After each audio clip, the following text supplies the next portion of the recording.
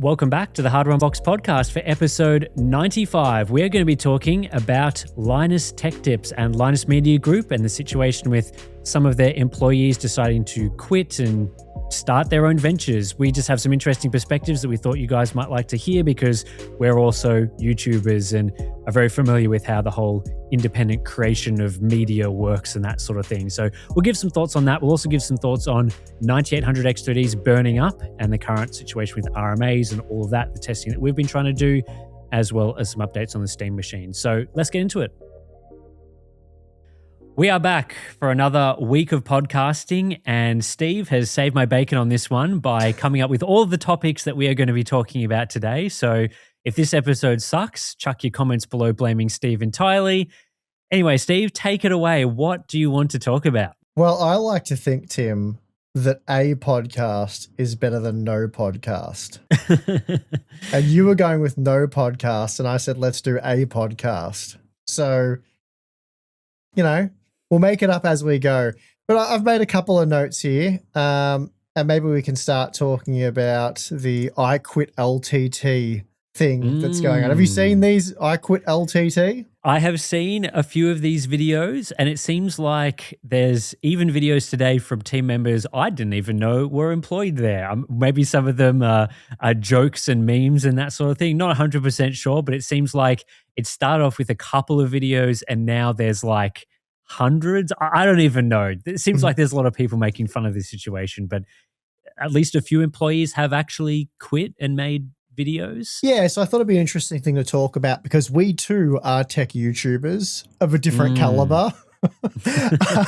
But we do tech stuff on YouTube, so we're similar in that sense. And there are more than one of us, so we have to balance that, and we both appear on the channel.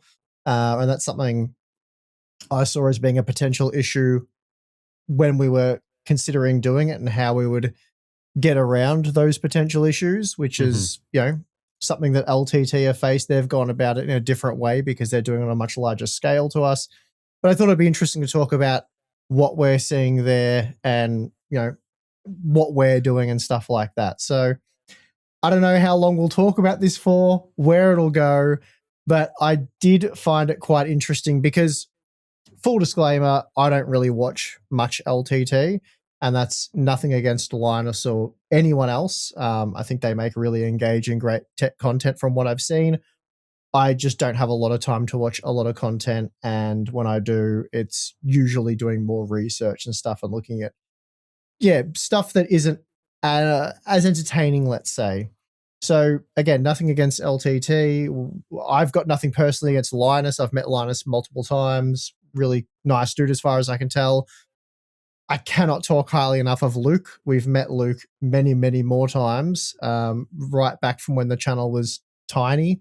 And he's always been just an amazing guy to meet and hang out with and stuff. So I think you feel the same way, Tim? Yeah, in a pretty similar position. I haven't watched a ton of LTT lately, but also I don't watch a ton of tech content in general. Like if I'm going to be watching YouTube, it's these days, unless it's for work purposes, like my entertainment I get from other sort of sources now. But yeah, met Linus and Luke and actually quite a lot of the LTT team members that you see at trade shows like CS and Computex around the place. You sort of have a chat and they all seem like nice guys. So yeah, that's sort of similar.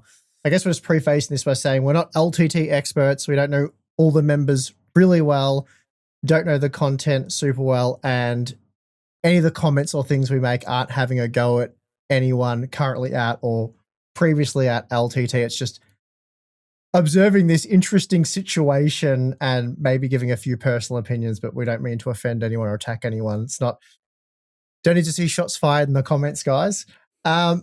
But anyway, you're probably wondering what we're rambling on about and what talking about. So, you know, Linus, and I think probably Luke, is fair to say, started LTT, and they were initially the face of the channel. More and more people started to cycle in. And I actually have no idea how many people are actively hosting on not just the main channel, but all their side channels as well, which I think they've shut down a few at this point. But there's many more faces than just Linus's. And I think Luke's pretty well stepped away from that quite a long time ago now. But again, not an expert on this. And with YouTube being the way it is, it's a bit weird when you have someone, especially how many subscribers do they have now? It's well over 10 million, right? I don't I actually think know. so, yeah. They've got a lot of subscribers. They get a lot of views. They're the biggest. They have 17 million subscribers on the Oof. main channel. They have 2.5 million on Short Circuit, 4 million Tech Quickie, 2 million on Tech Linked, and they've got a few other channels in the hundreds of thousands of subs as well. So a lot of channels, a lot of subs. They're a big entity. Mm-hmm.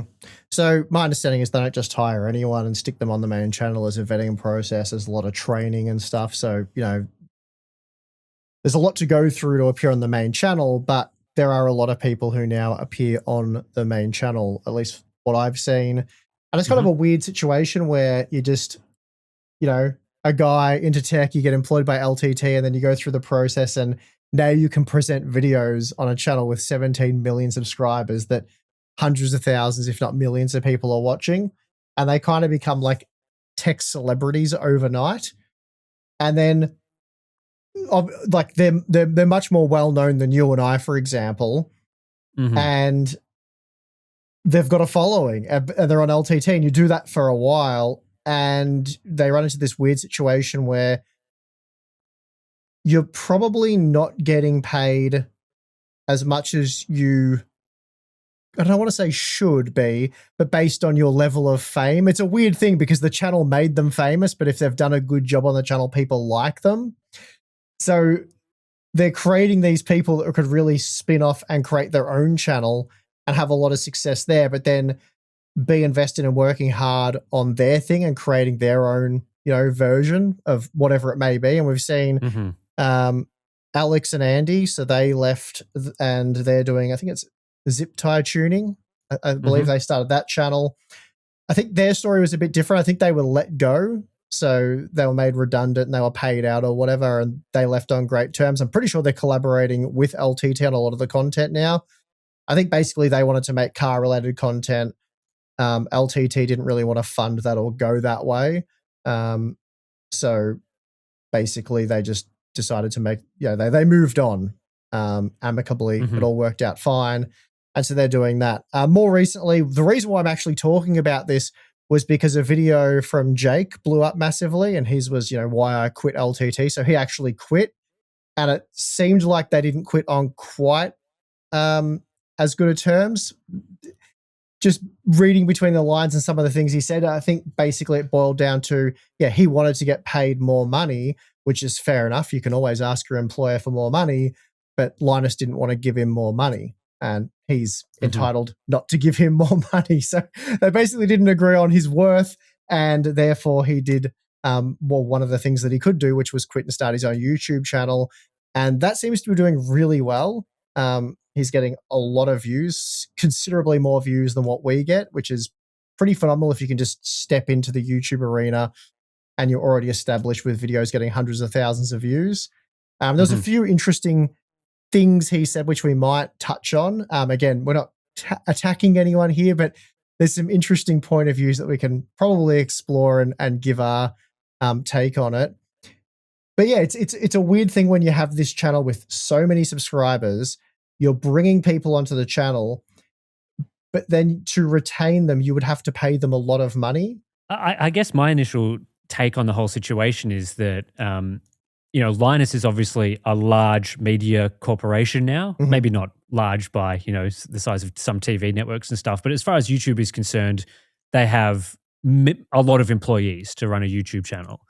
And so, they sort of, for the people that are presenting videos, they are building up the brand of these employees, people that are becoming known for their style, their faces visually. You sort of get to know these people on the channel, as people watching this podcast and our content have gotten to know you and me and the sort of things that we do in our content. And so over time, the brand gets to a point where these people like Jake and Alex and those people can legitimately go off and start another YouTube channel and take some of the following that they've gotten on LTT and go it along themselves, potentially, as you've seen from some of these channels, to the point where they're getting good views, they're probably making a decent amount for themselves, so it's supporting themselves from a financial standpoint. And so, it becomes this interesting scenario where I'm sure Jake, when requesting, the amount of money that he wants from LTT, gets to the point where his brand is so large that it's better for him, or maybe the amount that he could make going about it via his own YouTube channel is more than Linus wants to pay him to remain on the channel. And that's not a slight necessarily on Linus, because Linus's business is very different to an independent creator. Like when Jake goes out and makes his own videos, he's just one person. Maybe he's got an editor. I'm not 100% sure, but it seems like potentially he's doing most of the work himself on his channel. And so the overheads, the situation is very different. Whereas for Linus, he's coming to it more from a perspective of, well, we've got 80 plus employees, 100 employees, or however many people he said. And so swapping out Jake for another team member to do presenting who's potentially not getting paid as much and is then therefore starting to build up his brand now from scratch or whatever, it becomes this very different proposition where, maybe Linus isn't able to pay or doesn't want to pay the quote unquote market rate for Jake based on what he could make from his personal YouTube channel. But that makes sense for his business because, again, like he can just get someone else in to do the role. And because there's so many people presenting across LTT's channels, it's very different to sort of needing or wanting specific people to present those sorts of videos. Obviously, if Linus left, I think that would have a huge impact on the popularity of some of those videos, but it's a bit different for some of the other people that have come up over time on the channel. So yeah, I sort of, as we might get into, Jake has made some comments about that in the discrepancy in the pay that he was getting in his video. But again, I think there's sort of those two different perspectives where if you were paying me as an employee at Hardware Unboxed, but I'd built up a brand over many years on the channel, there is an amount I could be making doing this work by myself.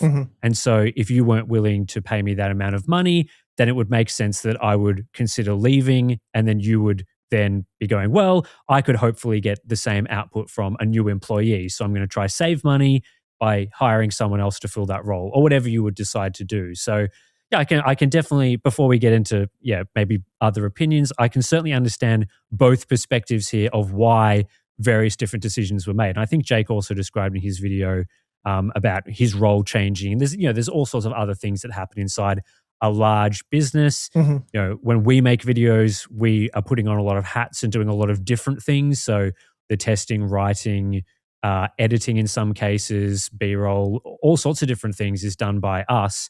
Whereas it sounds like Jake maybe started off doing some of that, and then later on his role changed to be more sort of single focused and sort of the writing side of things. Again, I'm not 100% sure what the situation was there, but yeah, those are my initial thoughts.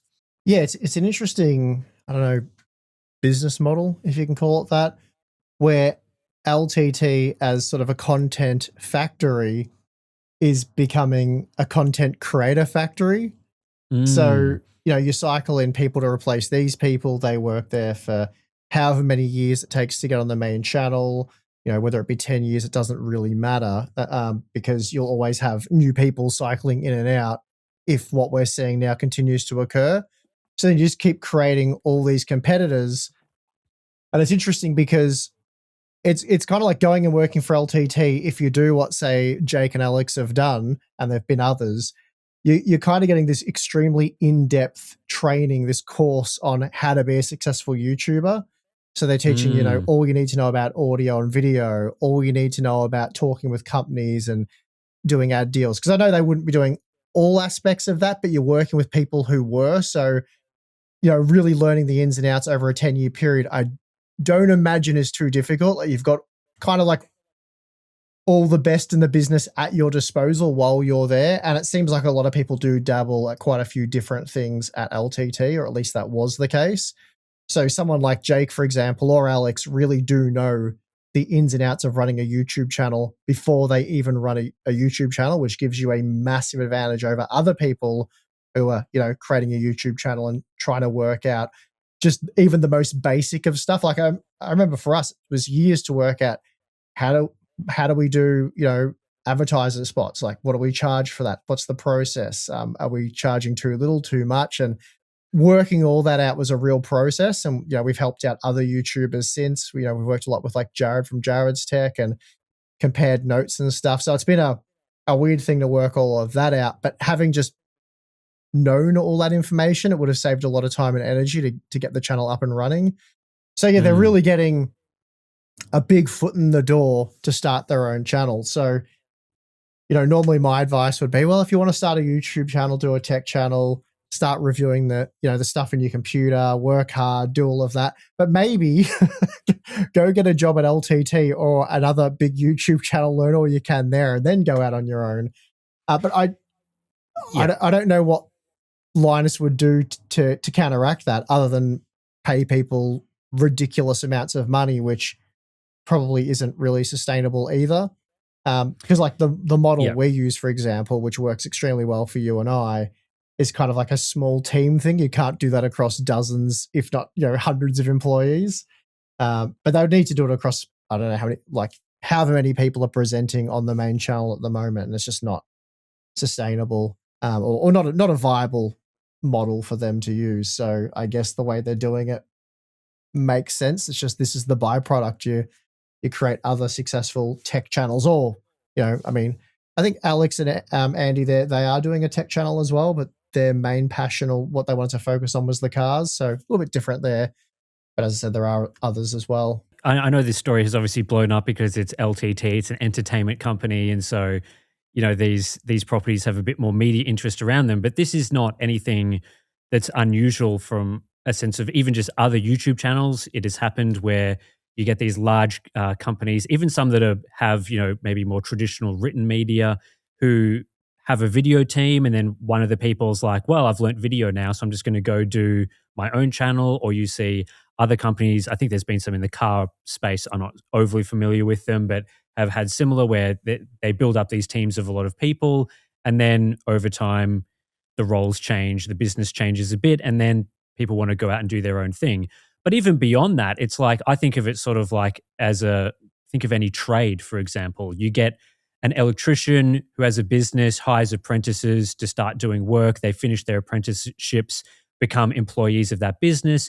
And then over time, as those employees get more experienced in doing electrical work, they ask for more money from their boss, which is understandable. And then sometimes that boss isn't willing to do that, or whatever the case is, they get too experienced for that role or whatever happens. And then that employee splits off and forms their own business and hires their own apprentices. And then it works out for both companies. There is obviously more competition there, but because the old company can now hire another apprentice or hire people and work it out from that structural standpoint. So this is nothing that's like, I'm not like, whoa, this is a crazy development in the YouTube world. This just seems to be business stuff that happens. Yeah, I agree a little bit, but it's not a great example in the sense that what you're saying is fundamentally true, but it's not the same thing. Because when you go do your electrical apprenticeship, you go work for an electrician, and you're like, you know what? My boss has a Ferrari because he's got this big company with like 30 guys and makes tons of money, and I'm getting paid, award rate for being an electrician. I want to go make more money. Okay, good on you. You've then got to take the huge step, the huge risk of quitting your job. You'd probably have to get some sort of business loan, which could be highly risky. And then you've got to put in almost guaranteed to be significantly more work than what you're currently doing, which is why most people don't do this, by the way. And you're nobody. Nobody really knows you. You don't have a brand. You don't have a name. You've got to create a business name, make some business cards, take out some Facebook ads, try and get some clients. And maybe through the business you're working for, people liked you. And then you get in that gray area of like poaching clients, and maybe you get sued, maybe you don't. I don't know how all that works out. But with the YouTube thing, you become somewhat of a celebrity. Like people know these guys like Alex and Jake more than a lot of other tech YouTubers who have been doing it for a long time, because they've been on a channel with 17 million subscribers. And I have to imagine, though this is me sort of making a few assumptions here, they've learnt a lot of ins and outs of the business that electrician would struggle to. Like as an apprentice electrician, you're really just one of the grunts going out and doing jobs. You're not seeing so much of behind the scenes and how the business is run and how clients are managed and all that sort of stuff. You'd learn a little bit of that stuff. I mean, I am generalizing a bit, but how to actually run a business, which is probably why, what's the statistic? Like 95% of all small businesses fail because learning all those ins and outs, by the time you do get that experience, it's kind of like you're in crippling debt and you failed the mission. Whereas there's, again, with like quitting LTT, you're throwing away that income, which is obviously a risk, but you're not having to buy work utes and tools and spend tens of thousands of dollars. You probably have like a reasonable camera already or can have access to one. Cameras and audio gear these days is so much cheaper than even when we started out. You can get very high quality video and audio gear for not a lot of money, and away you go. And you've already got the presenting experience and all of that sort of stuff. So I think it's a lot less risky, and you're a lot more known, which is evidenced by the fact that, like, I think Jake's averaging like 500,000 views a video, which is probably more than like Jay's 2 cents. And he just came out of nowhere 4 months ago and started his own channel. So that's pretty crazy. Yeah, maybe some better examples of things of what we've seen in areas like radio or like sports commentary, or even some media businesses that we've seen that aren't YouTube, but are sort of other areas where, I've seen it, like I follow the sports here in Australia quite a bit, and you sometimes see complaints of people who are even like podcasters, whoever, making hundreds of thousands of dollars. I think some of the top commentators in Australia are making over $1 million a year Australian.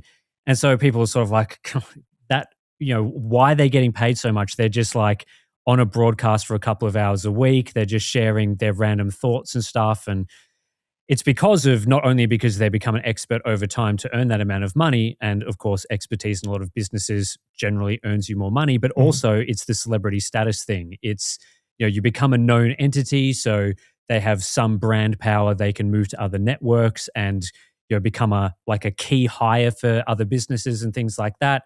So, if there was, for example, LTT, but another publishing house that was of the size of LTT that was doing a lot of similar content, then they would be in the market to potentially hire people like Jake directly into their business. Just because of the way that YouTube is working for tech at the moment, that's not really the case. It's more LTT is kind of this big entity, and the other creators are sort of a step down in size generally. But obviously there is a size that you can be and sustain yourself where the value that you have is higher than the amount that LTT would be willing to pay. But potentially if there was like a second type of LTT, they would be willing to pay a significant amount of money to get a host with the experience level that Jake and Alex and these people have. And so, it's media business sort of stuff. This is one of the issues that I think these companies have when they're building up the brands of people, whether it's in YouTube or radio or other areas. You start having this brand that is worth a significant amount of money, and then you run into these potential pay disputes, like appears to have happened in Jake's case. Yeah, we're not saying that Jake wasn't worth the money that he was asking or anything like that. It definitely goes both ways. Jake probably did a good job for LTT, worked hard, contributed, helped grow the brand. So, we're not saying that he shouldn't have been given more money, but at the same time, it's just how these employer-employee relationships go.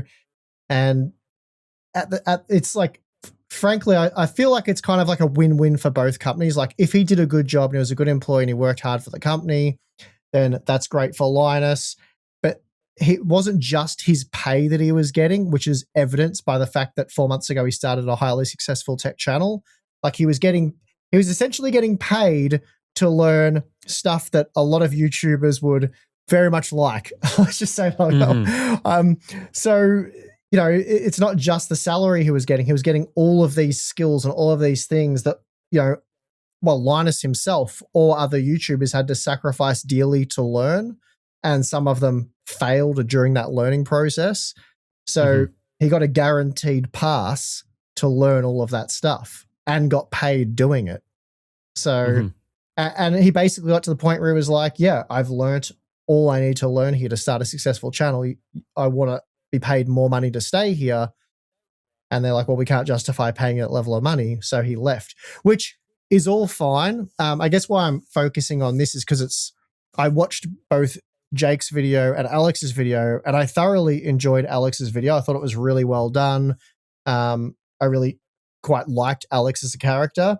And while I'm not saying anything necessarily negative about Jake, there was just a few comments and things that he made that either didn't need to be made or required additional context to not sound like he was having an unfair go at Linus, at least in my opinion. Did you watch Jake's video?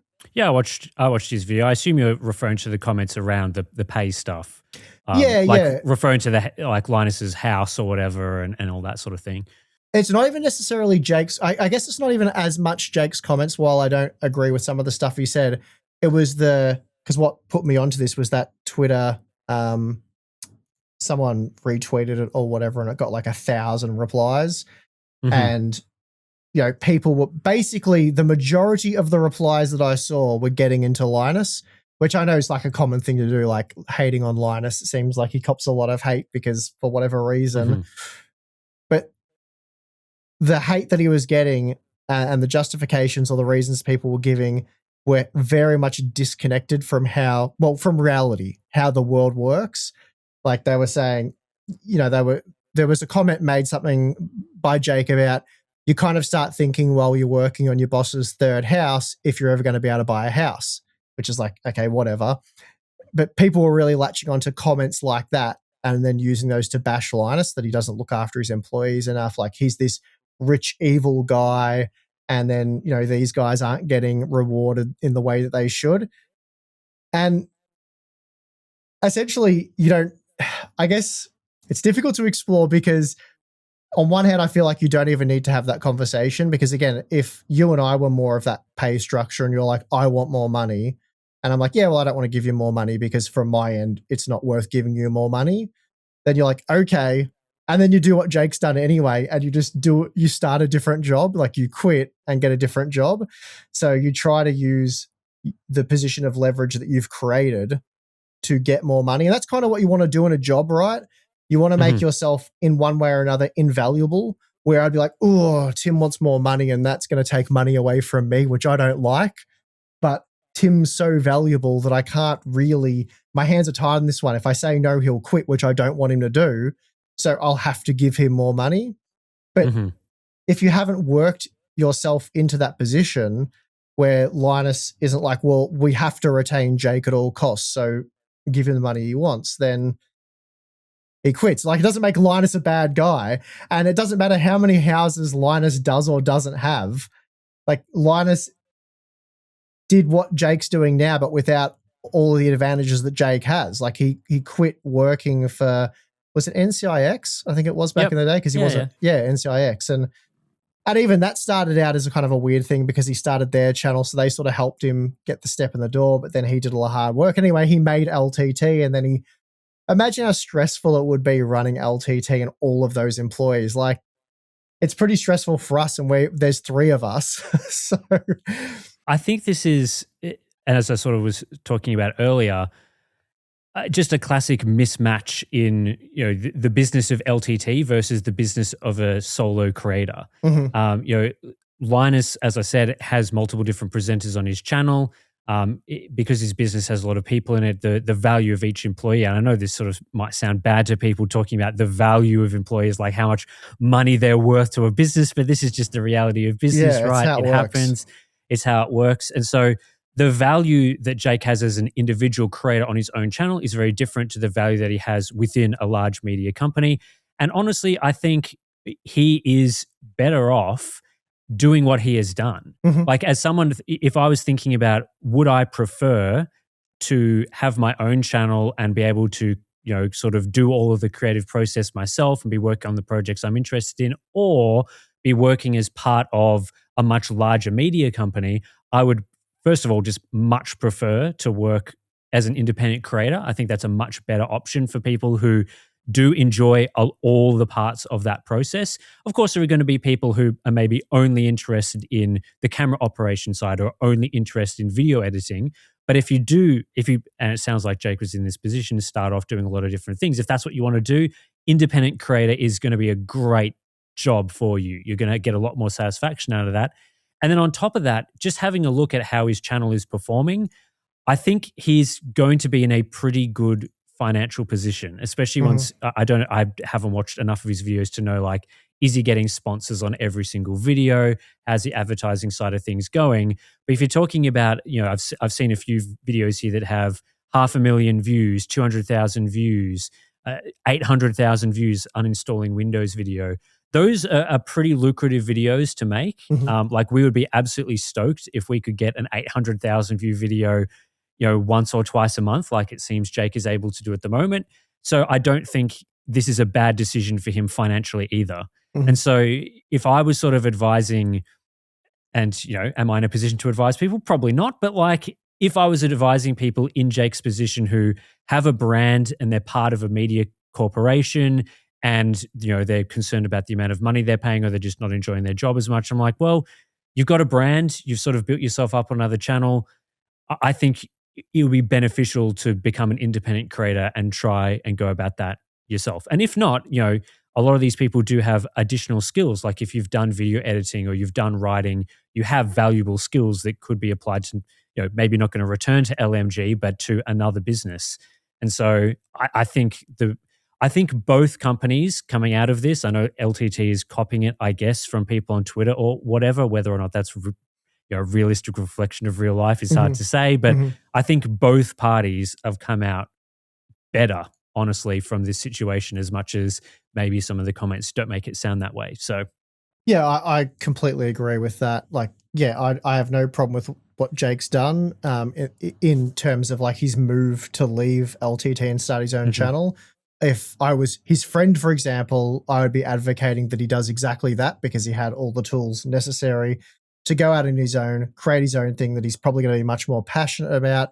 And, it'd be sounds like it'd be more lucrative for him. It was more just like the comments I thought was a bit unnecessary because while it gets people on your side and it's like, yeah, Linus is evil, he doesn't pay enough money or whatever, which, again, there was tons of those comments on the thread.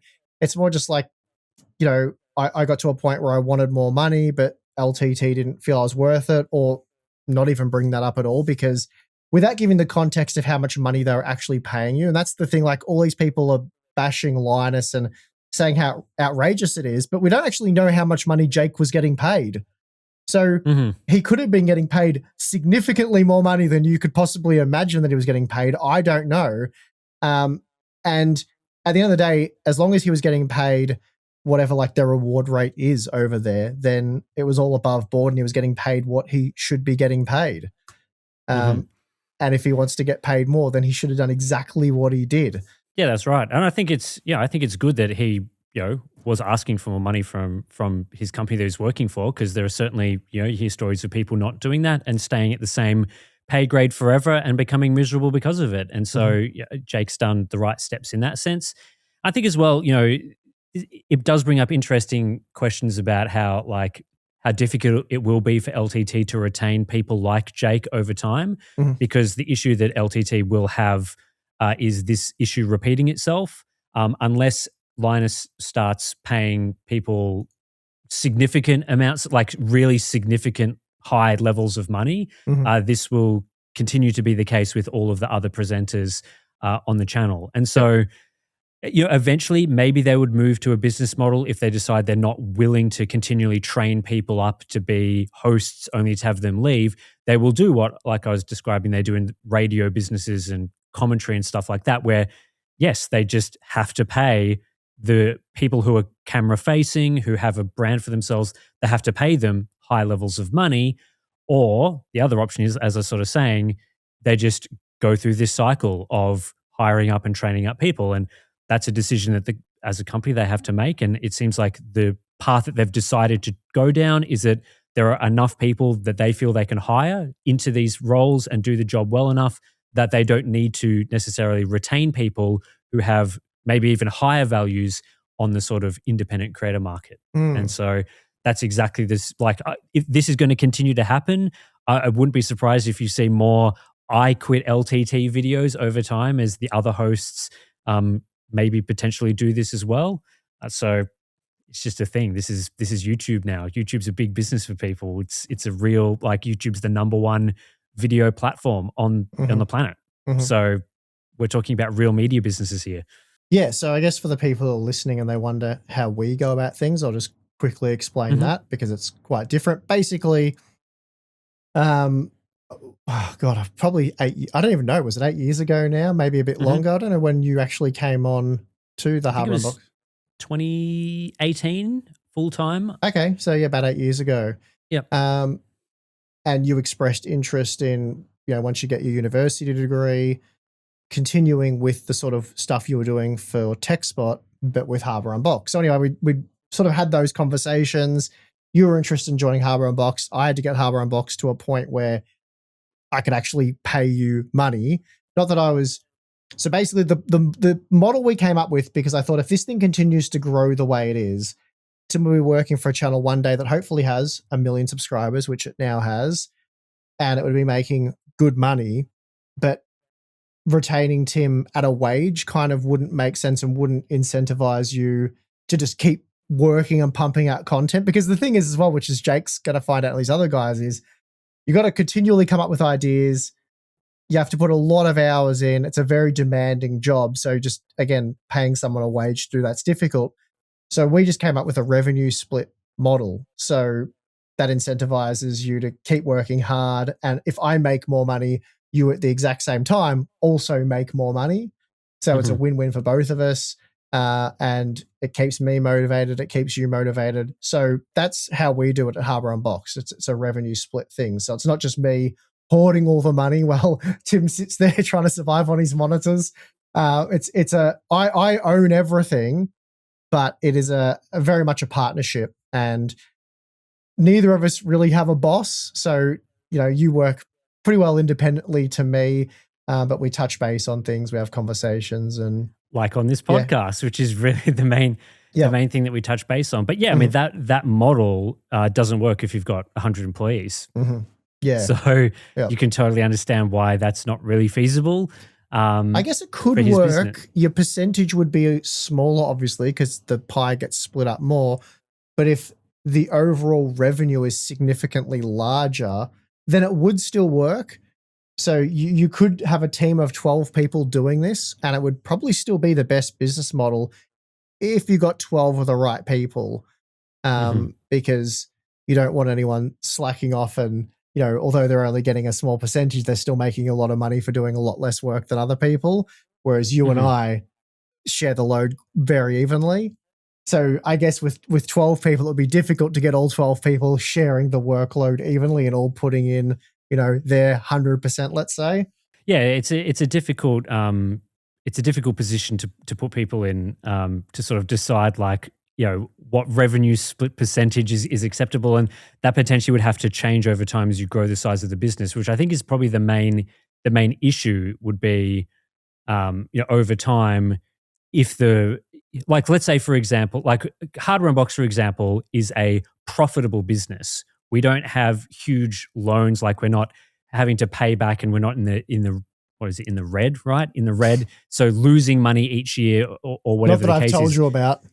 Well, it would suck if we were, but I mean, yeah, Harbour Unboxed, the amount that we make is more than the amount that we spend. And so the revenue split works. But when you get it to a large sort of business, you could potentially have a year where you've invested a whole bunch of money on buildings, or, I think LTT's got their labs project and all these other projects. You could have a year where you've actually lost money. And so if you've got people on a revenue split, which may not necessarily mean revenue split, but more profit share, and you're not actually profitable, then those employees make no money, in which case that doesn't work. And so you have to come up with contingencies. And that's why I think businesses that size generally don't go with that model, because it becomes very complicated. And again, like, if it was revenue share, then that would, instead of profit share, that would limit the sort of investments that the company could make, because maybe one year they need to spend all of their revenue or on buildings or other sorts of projects. So it becomes would become really challenging at the size that they are, which is why I assume they have gone with more of just the standard salary sort of thing. I'm sure presenting on the channel is one of the better financial jobs at LTT. I'm sure it would be, because it's the highest level you can sort of get to, would be presenting the videos outside of owning it. So, and obviously I think they've got a CEO now, don't they? So, yeah, they're just a normal sort of business. We're a small business, so we operate a bit differently. And yeah, I mean, I'm perfectly happy with the scenario that we've got, so that can continue. So yeah. Good, good. It's just interesting though, because you are inevitably training people up to become competitors. Mm-hmm. So I guess that's just how it is. You can use them for a period of time, and then they'll almost certainly go out on their own. But again, I guess you've got to be the right kind of person who wants to take on all of that additional work.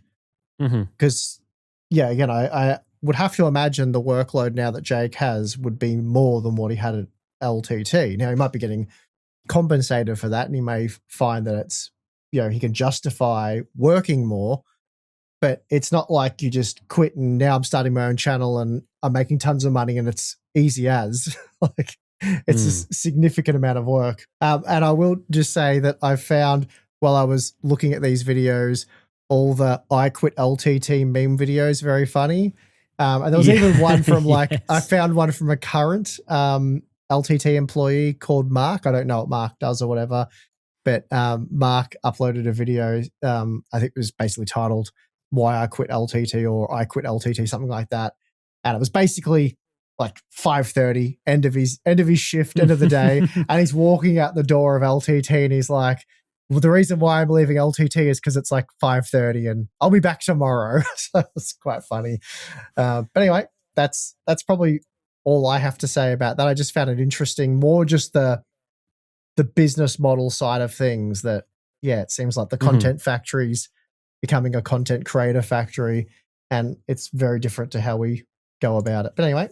Yeah, it certainly is very interesting. And I think the whole independent creator landscape that we've got now, thanks to YouTube, means that there's all these sorts of, very interesting dynamics going on. Obviously, you've got LMG operating on the platform as sort of this huge business, but then it's obviously quite viable for the sort of smaller businesses like Hardware Unboxed and independent creators. So yeah, YouTube is certainly a great platform for all of that. But yeah, to the comments you made earlier about how, it's almost the best way to become a YouTuber now is to get hired at one of the larger, content creators and then learn everything and leave. I mean, yeah, that's just something that I think media has faced for a long time. And so, it happens. When I was watching Jake's video, I was like, I wonder if Linus needs a monitor expert.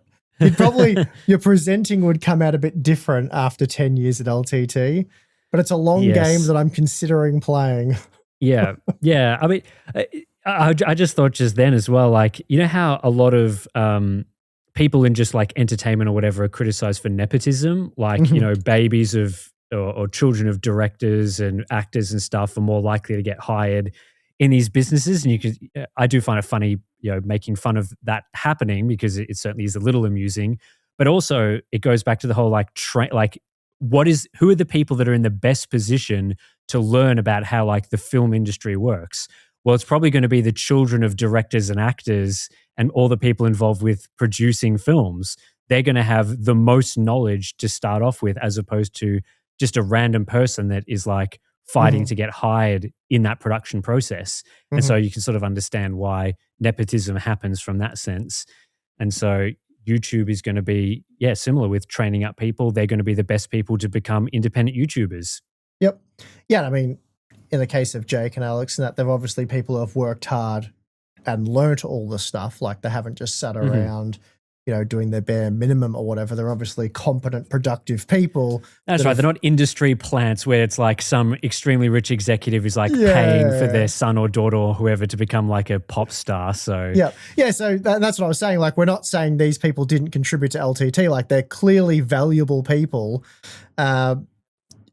It's just how it worked out that, they worked themselves in a position where it didn't really make financial sense for LTT to keep them, and they had the skill set and the abilities where it didn't really make sense for them to continue working there. So it was kind of like this, as I said, this inevitable ending. Like, it was always going to work there. You get competent person, you train them up, they learn everything. You can no longer really afford to or justify whatever it is to retain them, so they go out on their own. So that's all. That's all I was getting at. There's no real. I guess the summary, the takeaway here is there's no need to crap on Linus or make him out to be the bad guy in all of this. If anything, he's the good guy. Like he did a good job of, he created this entity that could train these people up to make them more successful than they may have been otherwise. Mm-hmm. Yeah, that's right. And that's not to say that Jake is a bad guy in this is either. No. I think they're both good guys and that they've come out, like I said, they've come out well on both sides of this situation. Yeah. And look, like I don't think he said the worst things in the world.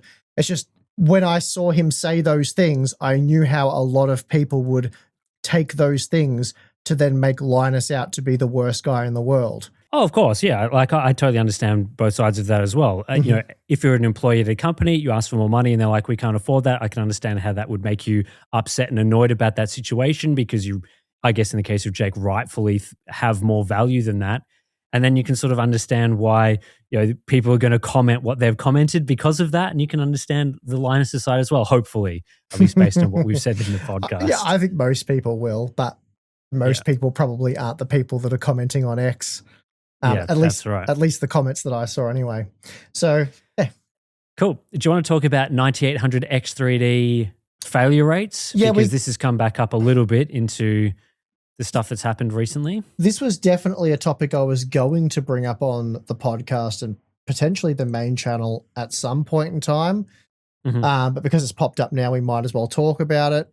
But as many people will know, quite a while ago now, at least about a year ago, actually, don't know if it happened with the 7800 X3D, but anyway, Zen 5 CPUs, so the 9800 X3D in particular, started dying, and the common thread was they were burning up on ASRock motherboards primarily. Like there was basically no cases reported on MSI and Gigabyte boards and even ASUS boards early on, though we are seeing some reports of ASUS boards now burning up Zen 5 CPUs. Not nearly as many reports as ASRock, but yeah, the 9800 X3D, which is one of the most popular CPUs on the planet because it's hands down the fastest gaming CPU, there was a lot of Reddit posts popping up on a regular basis of these CPUs just burning up in the socket or just failing and no longer posting and working. So that led people to believe that there was some kind of major degradation problem or some kind of problem with the 9800 X3D and maybe all Zen 5 CPUs, kind of like what we saw with 13th gen and 14th gen. So over the course of about a year now, Gamers Nexus did a huge investigation. They bought dead CPUs. They tried to replicate the problem. They spent, I think Steve said they spent, I don't know, something like $10,000. I don't know in probably time and money and components and the whole lot, trying to kill a 9800 X3D or get any signs of what could be going wrong, and they didn't really get that. Others have spent a tremendous amount of time. And because I test so many motherboards, and I test so many ASRock motherboards, and I use high-end CPUs to do it, I thought that, and I monitor like voltages carefully, and I closely look at power consumption of all watts and the whole lot, using stuff like Hardware Info, very basic stuff like that, but then also external tools, very high-end external tools, and I've not detected any issues, anything, any anomalies, anything that would raise an eyebrow on an ASRock motherboard or any of the boards really, at least to do with power consumption and all that sort of stuff. They all pretty well work as expected for extensive periods of times with varying workloads, which got me thinking, like, it's really weird that I've tested so many different BIOS versions on so many different ASRock motherboards and never had a problem. So I thought, what, I'm going to buy a 9800 X3D CPU because I wasn't using that specific CPU. I'll purchase one of those with the intention of hopefully killing it. I guess hopefully because I want to actually replicate the problem that people think is. So anyway, I started that about 6 months ago now, and I've tried every single BIOS revision on 3 different motherboards, and I've tried several different methods of killing it, just leaving them idle for extended periods of time, having them loop like Prime 95, using different workloads for days, weeks on end, different 3D workloads. Tried all kinds of things to like sort of replicate normal use cases, but it's difficult to find any information of what people, because a lot of people are just like, I opened my web browser and my screen went blank. Like they were doing nothing else. They just opened up their web browser. But was that like the trigger, or was there damage done before then and it was on its last legs and it was just, going to die in the next 60 seconds? So really hard to find, but basically I've not been able to kill my CPU. It works as well as the day I got it, and I've only used it on 3 ASRock motherboards. As I said, I've got very detailed screen recordings of power usage and the load tests I've run across every single BIOS revision, which some boards is like 14 or more at this point. So I've collected an enormous amount of data to go over. I've combed through it myself, not necessarily to make a video, but just check it all. And I can't find any deviations in like SoC voltage, package power, all of those things, using the external measuring tools, they all look fine. There's no crazy spikes or weird periods of unusual behavior. It's all as you'd expect it to be. So I don't know what's going on there. And, people have floated ideas like, oh, it's a bad batch of CPUs, but then why do those bad batches of CPUs only die on ASRock motherboards? And it's been happening over a long period of time. And some people have been able to, kill multiple CPUs on the same board. So is it like a physical hardware manufacturing defect with some ASRock motherboards that, allow them to kill these CPUs? And I'm rambling on a bit here, but I've done a lot of additional digging and talking to motherboard partners and distributors and retailers. And, ASRock's competitors remain quite tight-lipped about what they think the problem is, or, it's hard to get any information out of them. And maybe they just have no idea as well. And then ASRock kind of acknowledged the problem a while ago, but then have gone quiet about it. I don't know, maybe they weren't able to find out what's going on. But then when I speak to distributors and retailers, they're kind of like, oh, is there a problem with the 9800X3D? I'm like, well, apparently, Reddit, they're getting posted every day about CPUs dying. And like, oh. And they look at like their return rate or whatever for 9800X3Ds. Like, oh, it's one of the lowest. Like we hardly ever get those CPUs back. And Mind Factory, across 40,000 units, they had less than a 1% RMA rate, which is, again, lower than normal for a CPU. I can't remember, did you see the report recently where they were comparing Intel and AMD RMA rates, and AMD's were like lower across the board than Intel's with faster turnaround times? I should have linked that data, but I don't remember exactly where I got that. Yeah, I think that was from Puget Systems that was testing a variety of Ryzen and Core Ultra processors. And right. I think the failure rates were quite similar. Not 100% sure. I don't remember the exact details on that. With this particular issue, like obviously hardware dies all of the time. And so it's quite common that around 1% to 2%, even 3% of all hardware that is sold will die and be RMA'd. So that's very common. But then the way that these specific processors were dying was, I guess, a bit more catastrophic than normal, with the whole like visible burning, that sort of thing. A lot of the times when a component dies, there's no visible damage. It just is dead. There's nothing you can do about it. Your system doesn't work. You have to figure out which component doesn't work and then send it off for an RMA. But you might not be able to just look at it and be like, oh, it was the CPU because there's this obvious scorch mark on it or whatever. So I think it's that. And then once it sort of becomes this known thing, like the first person has the CPU burning up in the socket, and there's this visible, obvious evidence of it, then that encourages anyone else that ever has that problem to post about it, because you're like, oh, well, my CPU burnt up. I'm going to Google it. You'll find the Reddit threads. You'll be like, oh, well, that's my problem. I'll post about this and take pictures of it as well. If you saw, a Core Ultra CPU, for example, dying just because of, non-catastrophic reasons, it just doesn't work or whatever, you're probably not going to get much traction from a Reddit post being like, I bought a Core Ultra 7 265K and it doesn't work anymore. Like, is that an interesting story if there's no like fire damage or whatever? Probably not. People are probably just going to see that and be like, cool, your CPU doesn't work, do an RMA, like just do the normal stuff. I think the combination of the catastrophic failure and then the compounding thing of now everyone who ever sees this issue is going to be posting about it has probably made this more of a hot topic potentially than it the RMA rate would suggest that it is. Yeah, that and more the fact that it's primarily, or at least it has been to date, on ASRock motherboards. Again, I haven't really seen a report from MSI, haven't seen one from Gigabyte. So there's something weird going on there with. It's an unusual detail, isn't it? Like that it's, we don't, I guess, really know whether it's the CPUs were defective. And so that there was some hardware issue with those specific CPUs that failed, and coincidentally they were all in ASRock motherboards, or whether it was the ASRock motherboard had a hardware issue, so a certain percentage of the motherboards had a problem, and so they were blowing up the CPUs, or whether it was a combination of the factors. It could be the ASRock boards work in a certain way that a very small percentage of 9800X3Ds that are defective on a hardware level, when they're paired with how that ASRock board works, that triggers the failure. But it is actually a failure in the CPU, not the board.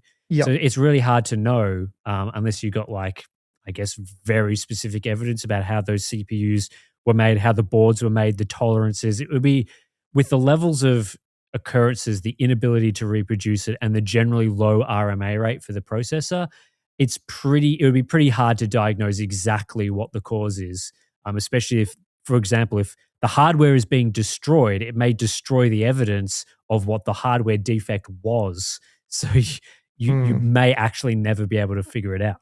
Yes, it seems like it's happening in very low quantities. Like, it's not a common occurrence. It's unlikely you'll have this problem. I think, as I spoke to you on a podcast recently, I had a friend using an X3D CPU on an ASRock motherboard. He'd been running it for quite a long time now, no problems. And we hear reports all the time from people like, oh, wow, this is news to me. I've had an X670 or a B850 motherboard on my 9800X3D or whatever it is for a long time now, and I'm even, mine's overclocked, or I've got PBO enabled and I've not noticed any problems. So yeah, it's a weird one. Like, how much should you caution people from using an ASRock motherboard? I certainly don't think it's a situation where you should caution people about buying an X3D CPU, especially given that we've had no real reports on, like, MSI and Gigabyte, for example. So it's just, it's an interesting one. People have tried to say, well, you guys didn't recommend 13th and 14th gen CPUs because of the degradation issue. We already weren't recommending those CPUs before then. That was kind of like the final nail in the coffin. But like, they're two very different situations. That was being widely reported. Game developers were seeing so many people reporting crashing issues on degraded 13th and 14th gen Core i7 and Core i9 processors that they had to start building messages into their games to caution those people that they might have to, like, change settings in their BIOS. It was something Intel, addressed through several updates. So that was a real thing that was happening. There were multiple different reliable sources we could point to. So it was very different to this 9800X3D situation where it's just impossible to get any real data on it. As I said, like, major retailers are not showing any signs of issues. Places like Puget Systems are showing that AMD's CPUs are really reliable, more so than Intel's. So there's no real red flags there. And then there's been plenty of people that have put tons of time and money into trying to replicate these issues, like Gamers Nexus. I've certainly poured a ton of time into it to try and make some interesting content. And all I've really got is, well, all these boards on my CPU work as expected. So that's not terribly helpful in trying to explain what the hell's going on here. So, yeah, and I mean, this all came to light as well because Jay made a video recently. And I think his video probably suggested that it was perhaps more widespread than it is. It certainly got people talking about it again and concerned about it, when I really do think it's something that you're extremely unlikely to run into, even if you are running an ASRock board with a 9800X3D, for example. After all this time, there's really no additional clarity on what the hell is going on here, and I'm not sure whether or not I'll make a video about it and just show all of my findings, which are basically like, yep, this is working exactly as expected. And I would have thought if it was a serious issue, I probably would have run into it, because I do test every single motherboard. I do stress test them extensively. I do actually go out of my way to really stress test stuff like the VRMs on the boards. So you would think I would find the problem if it was widespread. Yeah, you'd think if it was something where you do this specific thing and that causes the failure to occur, that there is a chance that you'd be able to replicate it based on Mm-hmm. the stuff that you've done so far. Mm-hmm. But because we still don't know the cause, it's pretty unusual.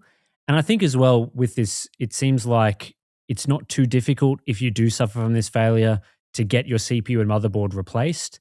It's not a situation like with the Intel degraded CPUs where they had made fixes for you, but they weren't exactly like, well, your CPU's degraded, so we're going to replace it for you. It was more just, oh, that sucks. Now Too install bad. this update so it doesn't degrade further. But you kind of, your hardware has suffered now, so too bad. As far as I know, the people that have had these blown up CPUs have gotten replacements from AMD or ASRock in the board manufacturer, and that's been fine. You just get the new hardware in, you go again. That's it, really, which is the case with a lot of failures, and that's how it should work. So it's obviously not good, and you don't want to have risky hardware that could fail outside of your warranty period. That we're not justifying it. And I'm sure certain people will try and act like we are trying to justify it. But what we're trying to say is that there is absolutely no evidence that suggests that this is, a widespread issue or is going to happen at an unusual rate. Again, like Mind Factory, 40,000 units sold. It was like 0.7% had to be warrantied. And that could be for various different reasons. It wasn't confirmed that, less than 1% of them actually burnt up. They could have been warranted for a whole host of issues. And I've seen some of the reports where people are like, oh, I got 00 on my motherboard and I tried this and I tried that. I've had, and this applies to Intel CPUs as well, I've had AMD CPUs I can't explain why they stopped working. So I'd be testing with a board. I go to turn it on one day. It's going through the boot sequence. It looks like it's working. I get no post. Okay. I try one memory stick. Sometimes that solves and I put the other one in. We're good to go. I reset the CMOS. I do like all of the things you could imagine possibly doing. And then out of nowhere, it just starts working again. And you're left puzzled. Like, well, what was the problem? Was it when I stood on my head? Like, why is it working now? And then you put everything back together and it doesn't do it again. But I've had that happen with AM5 motherboards. I've had it happen with Intel boards. But yeah, earlier on with AM5, it was quite common that the system just wouldn't boot. And you're like, how long do I wait? I know DDR5 and the AM5 thing's slow. This was certainly the case initially.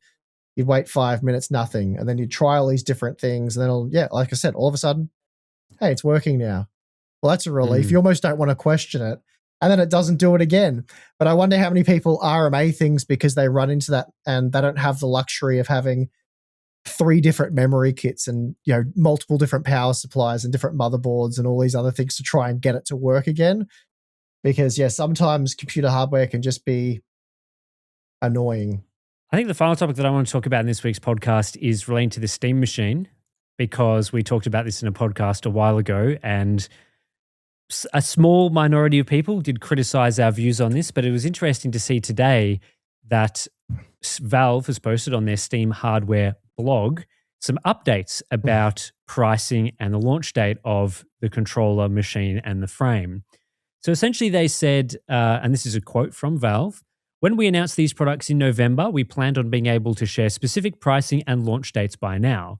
But the memory and storage shortages you've likely heard about across the industry have rapidly increased since then. The limited availability and growing prices of these critical components mean we must revisit our exact shipping schedule and pricing. Our goal of shipping all 3 products in the first half of the year has not changed, but we have work to do to land on concrete pricing and launch dates that we can confidently announce, being mindful of how quickly the circumstances around both of those things can change." So, and that's end of quote from Valve. So essentially they're saying here that they're still planning on launching the Steam machine in the first half of this year, but no longer specifically the early parts. And they're sort of unable to give pricing and firm launch information because of the memory and storage shortages. So back when we first talked about the Steam Machine when it was launched, we did say that our expectation was the price would be relatively high, or at least higher than a lot of people were hoping and higher than we thought would be competitive. That was regardless of memory, though. That was regardless of memory. And I think I recall saying at the same sort of time, like, I'm not expecting them to price it well, but it's going to be even worse considering the memory issues, and which was sort of just starting to PCs. happen. Yes, yeah. Before you jump into this, I should have gone digging for this comment, but there was a couple of people who were like, Tim, you big dummy, very stupid person. You are super unintelligent and clearly don't understand the very basics of stuff like supply chain, how they procure memory, how these contracts are done up. You big idiot. Mm-hmm. I saw plenty of those comments. Yep. Did you see those comments? Yep, they were like, Valve has definitely secured good long-term memory contracts for this machine. Everything will be fine. There's no issues there. Everything's fine. Tim's an idiot. It's okay. I mean, sure, they might have got a contract for some amount of memory, but this is a product that would be an ongoing production. And with ongoing production, there's usually updates to the contract pricing over time. And they don't want to announce a price that they then have to update months later after the first batch, because suddenly the contracted memory that they bought to begin with is not, like, the price has to go way up on that. It's going to sell best initially as well, right? So they have to be confident they've got enough to cover that first wave, which it's unlikely they would if it was priced well. And so they can't do like the fake MSRP thing where it's, $700 for the first 1,000 people and then $1,300 after that. Yeah, I mean, they're selling it themselves. They don't have any partners or whatever to blame if if things go bad. But I mean, you see in GPUs, for example, like, is Steam going to have better memory supply than like NVIDIA, for example? Of course they're not. And NVIDIA, even them, they are struggling with memory contracting, being able to supply things like the G7 memory for their GPUs. AMD struggling. AMD obviously is going to sell more GPUs than Steam machines. I know some people would say that that's not going to happen, but the Steam machine is a niche device, and I would expect Radeon to outsell Steam machines. So, yeah, I mean, it's just, this is basically what was going to happen. They appear to be using off-the-shelf SODIMM memory inside the machine. They appear to be using off-the-shelf NAND inside the machine, and then the GPU is using GDDR6 memory modules, and all of those things have gone up in price, unless Valve for some reason had the foresight to sign like a 2 or 3 year contract for those things, which I don't think they would have done, just because the machine, they might not have had a good idea of how popular it would be. So I would imagine they were sort of planning to produce an initial batch and then wait out to sort of see how well that initial batch is sold and sort of go from there in terms of the supply. So, yeah, like, this isn't a huge deal like a PlayStation 5 where they can sort of go, we're definitely going to be selling 50 million of these, so we need 50 million worth of supply of memory and NAND. It's a much more different scenario where they would have planned for maybe a couple of months of rolling contracts when they were first thinking about this device. And then, unfortunately for them, when they announced it is right when these issues started to come about. It wasn't like they had planned or predicted this. Right around that sort of November 12th timeframe that they announced it was when we started to notice significant increases. So they've gotten screwed, basically. They've been screwed by that. I think the price is going to be really bad when they eventually announce it. Very unappealing, but that, it is what it is. That's the current landscape. Yeah, it was already an uphill battle. Like, let's say the memory supply constraints never happened. Well, that means that affordable GPUs, DDR5 memory, all of that stuff still exists. So you can still build an entry-level game PC for what you could have built it for, late last year. So the Steam machine still has to compete with that. We've talked about this at length. It has sort of the APU problem where, first of all, the performance isn't very impressive. It's not upgradable. It has many of those drawbacks. Again, we're not saying it's an APU. I'm just saying it has many of the same drawbacks of an APU. And if you've watched any of our podcasts, you know our opinions on APUs specifically for gaming. They don't really make sense because you can just build a computer for similar money that has much better performance and is upgradable, which is kind of a a key feature of PCs. Yeah. It's great to be able to upgrade and stuff rather than invest all of that money in something that is just what it is. And the second it's no longer serviceable because it doesn't have enough VRAM or whatever it may be, it's kind of throw it in the bin. You can't upgrade the CPU, for example, or the GPU. So, and again, I'm not saying they're an APU or they're packaged together because they're not, but they effectively are because they're not independently upgradable. So, yeah, I mean, PCs and the Steam Machine are going to be jointly affected. So, from some sense, like the price is there's going to be a new relative price for PCs. This machine could be over $1,000, but then an entry-level PC these days is probably over $1,000 as well. I think the real issue that we sort of brought up in our original podcast and will continue to be an issue when this product is announced is that it's straddling this sort of point in between being a PC and being a console. So the PC comparison, there may be no change because all things will increase in price. But right now in the US at Best Buy, you can purchase a PlayStation 5 digital, so the base model, with some sort of Fortnite bundle for $400 US. So that is actually below its $500 MSRP.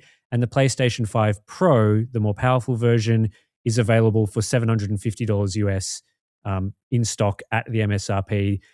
Now, over time, maybe those consoles will increase in price and Sony will be forced to put up the price. But as far as things stand right now, the PlayStation 5 has been relatively immune to the current memory pricing issues that we have seen. And so if this continues for many months to the point that the Steam Machine launches, there will be comparisons where whatever price is launched for that system is going to be compared to $500 PlayStation, $750 PS5 Pros, and that may not be anywhere near as favorable now as it would have been had they launched it at whatever price they were thinking of last year. And so that's going to be a really, and this is what we sort of said in that original podcast, was like, this has to be competitive with consoles because it appears to be more like a console-like device. You'd be considering this over entry-level PCs, maybe, but more likely as a replacement for or an alternative to a console that you play Steam games on. And then, of course, there are benefits to this. As we talked about, Steam games are cheaper. You have access to a much larger library than the PS5. But if you can buy a PS5 for $400, it's going to put real pressure on whatever the price of the Steam Machine is. Or even if the PS5 is $500, its actual MSRP, it's going to be very hard for the Steam Machine to be competitive with that unless Sony drastically increases prices. It's highly likely to be a niche product. And really what people were getting amped up, super excited, setting expectations where they shouldn't have been. And we were sort of trying to reel those in and be like, look, guys, it's probably going to cost a lot more than what you think. And back then, like Linus Tech Tips, they were suggesting around $700 to $800, and even that didn't, seem that confident. Early predictions were pushed up to like $900 US, but $800 US. That's in Australia. That's going to be over $1,200 Australian. But place it at $1,200 Australian, you can buy for $1,600, which is $400 more. But again, it's an upgradable, full-blown PC. You can get an AM5 PC with a 7500F, a decent B650 motherboard, a Radeon RX 9060, 16 gigabytes of DDR5, of course, a 1 terabyte SSD, and all the rest, Windows installed, the whole lot. This is from PC Case Gear. So I find it like, this is why I believe it to be a niche product, because although you, even if it came in at that pricing, which is not guaranteed, I think paying a $400 premium for the PC is going to be worth it pretty much every time, because not only are you getting a significantly more powerful gaming system to begin with, it is upgradable. It's got the AM5 platform. You can put any future graphics card in it.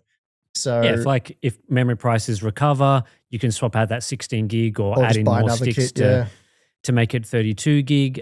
I believe those systems only come with an 8 gigabyte graphics card, but again, so does the Steam Machine, and you can actually upgrade that PC's GPU in the future. You'll only have to replace that component if you want to avoid the 8 gigabyte issues. The Steam Machine, you have to throw out the whole thing, start again.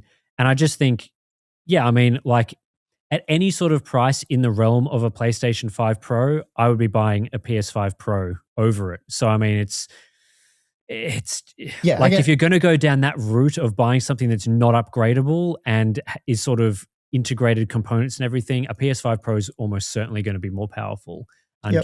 give you a better gaming experience. Unless, of course, you have the Steam library, blah blah blah, all that sort of thing. If you're starting from scratch with gaming, the PlayStation is a genuinely very good console for gaming. So yeah, I can see people getting annoyed that we're talking about this once again without actually knowing the price, which, I mean, it's not going to be the price isn't going to be better now that the Valve has said they have to delay it because of the memory pricing issues. It's not going to be any better than what we were talking about last time. yes, that's what I was going to allude to. So we'll have to wait and see. I guess there's not much more that's worth saying on this until we actually do get the price, and then we can compare that with the price of alternatives. But yeah, it's not looking great. But if the Steam machine isn't a raving success, I wouldn't attribute that entirely to the memory pricing. Well, it's certainly done it no favors. I think it was an uphill battle anyway, because, as I said, entry-level gaming PCs were more affordable as well and better spec'd if you go back to around Black Friday last year. Yeah, and we will be able to work backwards as well to figure out what price they might have been considering without the memory price increases, because we'll be able to go and sort of look, well, memory was $100, now it's $400, so let's subtract some of that price to sort of figure out where it might have been previously. We'll be able to sort of do those sorts of comparisons as well. And we both certainly would love the Steam machine to be a raving success. Like, I want it to be cheap, so that people have a great entry-level option for people, so that the PC platform becomes a bit more competitive with entry-level consoles. Because even then, like we were just talking about the PlayStation 5 price, $500, you really cannot build a PC for that level of price. So if there was a system that people could play Steam games on around that price, it would be amazing. It would actually be great for the PC platform. It just sounds like that's not going to happen. That's right. So that's what we're trying saying. to be just trying to be realistic about it and sort of set expectations where they should be, so that we're not, what's going to happen. The price is going to be announced and people are going to be like, oh, I'm so disappointed because I was expecting this to be $500 or $600 and it's whatever price it turns out to be. This thing's a piece of crap now. It's garbage. It's useless. It's like, well, if you set your expectations appropriately, you can avoid some of that insane disappointment and sort of see it more as the realistic product that it is. So that's what I always advocate for. Be realistic and sort of hope for the best. But yeah, anyway, let's take a break. We'll come back and we'll talk about Steve's boring life. All right, Steve, we're back. You held over some topics from last time to talk about in this podcast. You might be able to get through maybe one in the amount of time that makes sense for the rest of this podcast. So one. Which topic do you want to talk about in this week's episode? Gee, I don't know what the most interesting one. They're definitely boring life things. Awesome. I'll try and squeeze in two quickly. I'll summarize both of them. So one of the things I started while you guys were at CES was, I don't think I've mentioned this on the podcast, have I? My daughter's gaming setup. So I don't think so. So we made a video on the main channel about Zoe's 12th birthday present, where I kitted out her entire room and made her a desk and a PC and all of that. So I did that for her. I have another daughter, Tessa. She also wanted a gaming setup, but she didn't want it in her bedroom. She wanted to stay out in sort of the kitchen area for reasons that I won't go into. So she sort of had that area to herself now, and we've sort of renovated the inside of the house, and she had this old desk and stuff. And my wife wanted me to make something a bit nicer, and because the layout's changed now because Zoe and her aren't both there, just make a new thing. So I went and did that. So it's very similar to what you would have seen for Zoe. Like, I made a steel frame, put a nice hardwood desktop on it.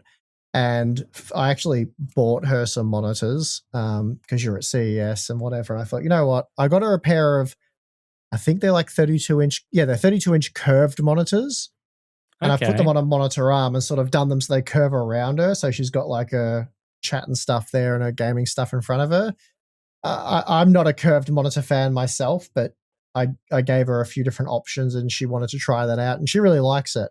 And it looks pretty cool. I've sort of made them so they're joined together so they don't keep moving and have, monitor arms do that. So that always annoys me. Yeah. So I've sort of made a thing that holds them together. So that curves around really nicely. and they're both 4K panels, like 160 hertz or something, I think.